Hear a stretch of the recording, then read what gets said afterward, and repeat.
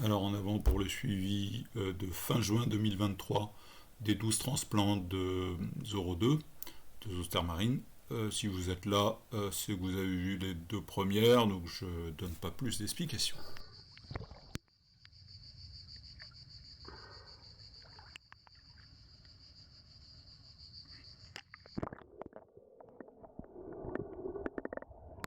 Alors, contrairement à la vidéo de fin mai, j'ai regardé l'écran, donc c'est mieux filmé.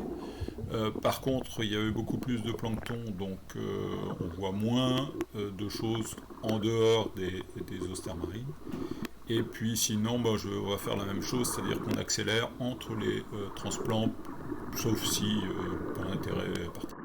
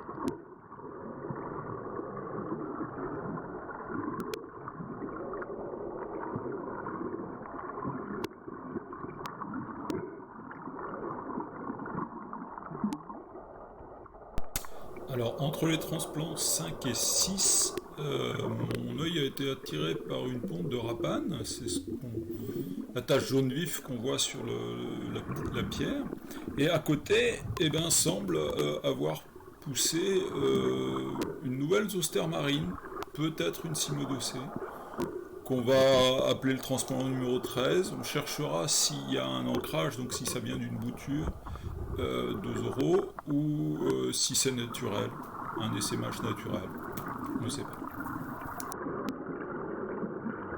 Alors après la tâche numéro 6, on s'arrête un moment sur la tâche de 2019, qui se porte comme un charme, elle fait à peu près 10 mètres carrés.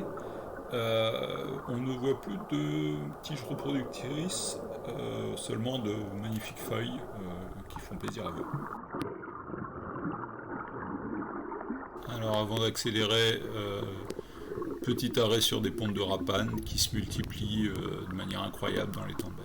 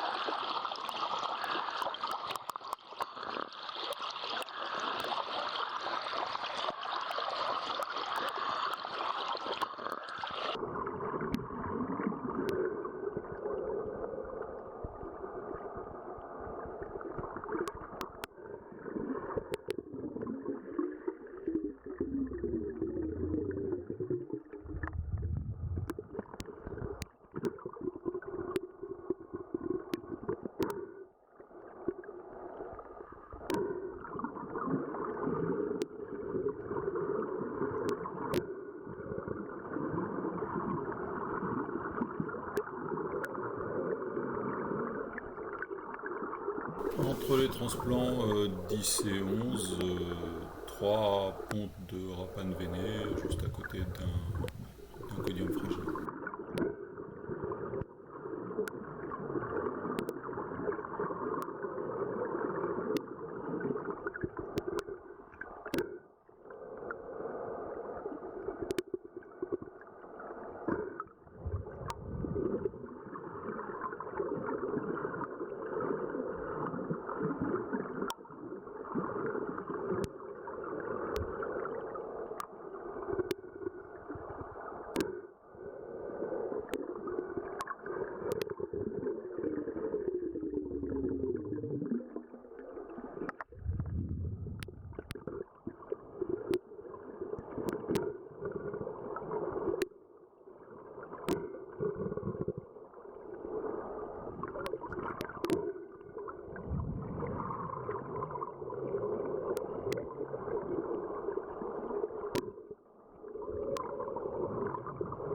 Alors, exceptionnellement, je ne vais pas refaire surface pour la fin de la vidéo.